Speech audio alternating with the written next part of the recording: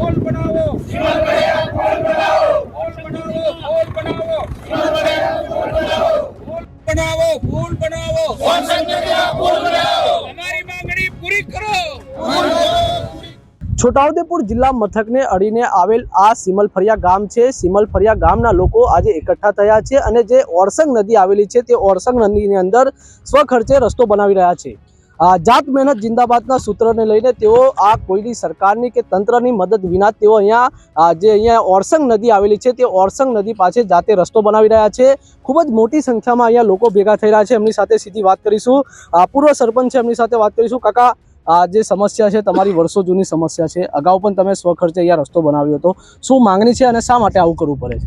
સિમલફળિયા અને ધંધોડાની જે ઓરસંગ નદી આવેલી છે, અમે દર વર્ષે 15 થી 20 વર્ષથી અમે સ્વખર્ચે સિમલફળિયા છે, પાદરવાટ છે, ભેંસા છે, એ દરેક ગામના અમે ફંડ ભેગું કરી અને આ જે રસ્તો અમે બનાવ્યો છે। આ રસ્તો બનાવવાનું કારણ છે કે અમારે સિમલફળિયાથી છોટાઉદેપુર જવું હોય તો 15 કિલોમીટર થાય અને જો આ ધંધોડા સામે જવું હોય તો 3 જ કિલોમીટર થાય છે। તો આ બ્રિજ બને તો દરેક જે માધ્યમિક શાળા હોય, પ્રાથમિક શાળા હોય, ત્યાં કર્મચારીઓ પણ સમયસર આવી જાય। ખેડૂતોએ શાકભાજી કરતા હોય તો શાકભાજી એ કરે તો શાકભાજી છોટાઉદેપુર વેચવા જવા માટે એમને ખૂબ જ સરળ પડે। તો સરકારશ્રીને અમારે ખૂબ જ વિનંતી છે કે આ પુલ બને તો અમારા 22 જે સામેના 22 ગામડા છે એમનો વિકાસ થાય, અમારો સમય બચે અને આ જે કંઈ ડેરી આવેલી છે તો ડેરી દૂધ ભરવા માટે પણ અમારે સમયનો બચાવ થાય, એટલી જ અમારી સરકારને વિનંતી છે। અરવિંદભાઈ, ખાસ કરીને મહત્વની વાત એ છે કે તમે જિલ્લા પંચાયત પણ રહી ચૂક્યા છો, તાલુકા પંચાયતમાં પણ રહી ચૂક્યા છો, આ વિસ્તારના સરપંચ પણ રહી ચૂક્યા છો અને આ વિસ્તારના પીઢ નેતા કહેવાય છે। આટલી મોટી સમસ્યા ગામની તમે કેટલી વખત કોને રજૂઆત કરી, છતાં એનું પરિણામ કેમ નહીં? અમે સરકારમાં રજૂઆત અમારી થઈ હતી માલદીથી પુનિયાવાડ ગામે, જ્યારે અમે 16 કરોડ રૂપિયા બજેટમાં પણ સમાવેશ કરેલો હતો, પરંતુ જ્યારે રાયસિંગપુરા અને તેજગઢ વચ્ચે જે બ્રિજ બનાવવામાં આવ્યો એ 33 કરોડના ખર્ચે બનાવ્યો, પણ અમારે જે માગણી હતી સિમલફળિયા ધંધોડાની વચ્ચે ઓરસંગમાં, એ અમારી માગણી છે ને સરકારને અમારે વિનંતી છે કે અમારે આ કામ થાય તો અમે સરકારની જોડે છે અને સરકારશ્રીનું અમે સાંભળીએ છીએ અને આ કામ કરે તો અમારે ગામ લોકોનું સરળ વિકાસ થાય।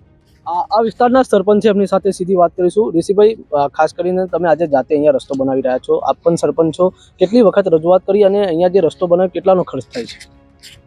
રજૂઆત એ તો અમારે બાપ દાદા હતા ને ત્યારની રજૂઆત, વારંવાર ગમે એ પક્ષના નેતા આવે એમને વારંવાર કહેવાથી છે ને પુણ્યવટી માલદી નો પુલ મંજૂર થયેલો હતો 13 કરોડ, એ 13 કરોડ એવા ને એવા રહેવા દીધા ને સરકાર શ્રી તેજગઢ થી રાયસિંગપુરા પુલ બનાવી દીધો, એમે અમે રહી ગયા, વારંવાર રજૂઆત કરતા એમાં રહી ગયા ને એટલે આ ઓછામાં ઓછો આ 25 વર્ષથી અમે ખર્ચો કર્યા, 6 થી 7 લાખ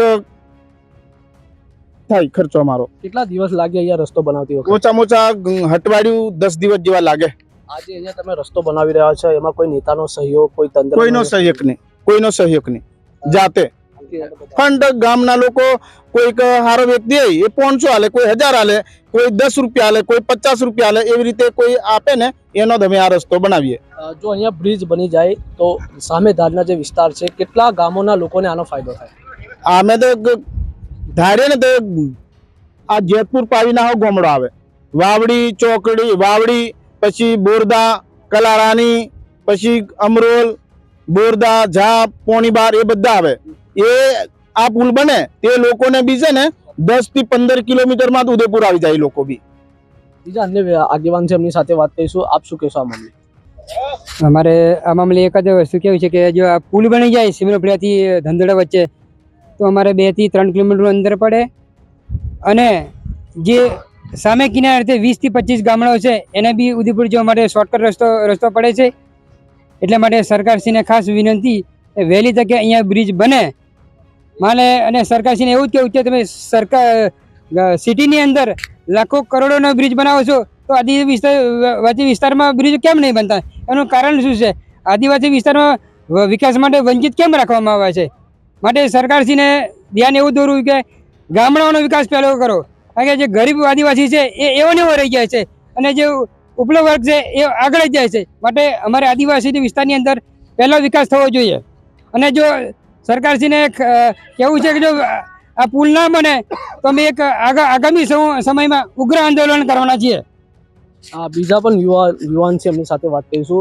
અહીંયા જે વિદ્યાર્થીઓ છે, જે બીમાર દર્દી હોય, માનો કે કોઈ મજૂરી માટે જતું હોય અને જે શાકભાજી વેચવા માટે જતા હોય, તેમને કેટલી તકલીફ પડે અહીંયાથી જવા?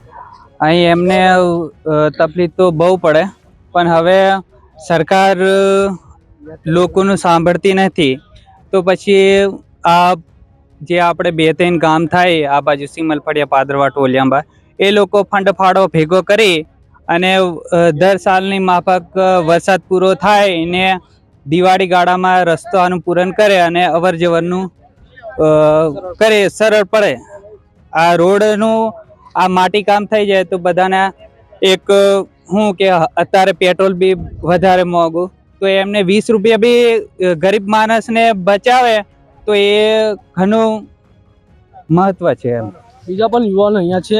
ચોમાસાના જે 4 મહિના હોય છે, ચોમાસાની અંદર તો અહીંયા પાણી આવતું હશે, તો તે વખત લોકોને કેવી તકલીફ પડે? ચોમાસામાં તો તમે વિચારો કે અહીંથી સિમલફળિયાથી છોટાઉદેપુર જવા માટે તો કેવું 15 થી 20 કિલોમીટર થાય.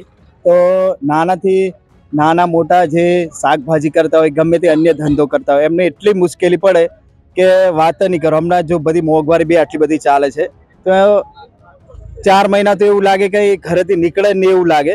એના કરતાં તો આ સરકારશ્રીને એટલી નમ્ર વિનંતી છે કે બ્રિજનું કામ થઈ જાય તો અમારા નાના મોટા દરેક ગામના ને સુવિધા સારી મળે. આપણી સાથે કાકા છે, એમની સાથે વાત કરીશું. કાકા, આપની ઉંમર પણ થઈ છે, કેટલા વર્ષથી આ પરિસ્થિતિ તમે દેખતા છો? લગભગ અમારી અત્યારે ઉંમર જોવા જઈએ તો 45 વર્ષથી આ સમસ્યા છે. 45 વર્ષ ઉપર થઈ ગયા. અને જે આ રસ્તાની કામગીરી ગામ લોકો અને ગામના સરપંચો જોડે અને અન્ય કોઈ બી નાના મોટા વર્ગનો વ્યક્તિ આમ ફંડ ફાળો આપીને આમ રસ્તો વર્ષ બનાવે છે. અને વિદ્યાર્થી હોય તેમને જવા આવવા માટે એટલી બધી સમસ્યા કે કોઈ હદ પાર વગરની સરકાર શ્રીને અમારા ગામના સરપંચો આગળના ખૂબ વિનંતી કરી, આજીજી કરી, પણ આજ સુધી 2 હાથ જોડીને સરકાર શ્રીને વિનંતી કરવાની કે અમારા આદિવાસી વિસ્તારની અંદર એમ કે ગમે તે રીતે આ પુલનું કામગીરી કરી આપે એ અમારી સરકાર જોડે નમ્ર વિનંતી કરવા અમે માગીએ છીએ. તો આપ જોઈ શકો છો, અહીંયા જે જાતે લોકો જે છે સ્વ ખર્ચે અહીંયા લોકો જાતે મહેનત કરીને અહીંયા જે રસ્તો બનાવી રહ્યા છે, ઓરસંગ નદીની અંદર રસ્તો બનાવી રહ્યા છે.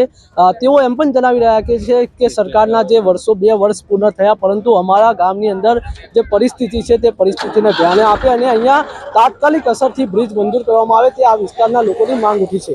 મહત્વની વાત એ છે કે અહીંના સ્થાનિક નેતાઓ પણ આ બાબતે ગંભીર નોંધ લઈને જે અહીંયા સિમલફળિયા વચ્ચે જે ઓરસંગ નદીમાં બ્રિજ બનાવે તેવી આ વિસ્તારના લોકોની માંગ ઉઠી છે. Rihan Patel, vibes of India Gujarati news, Chhota Udepur.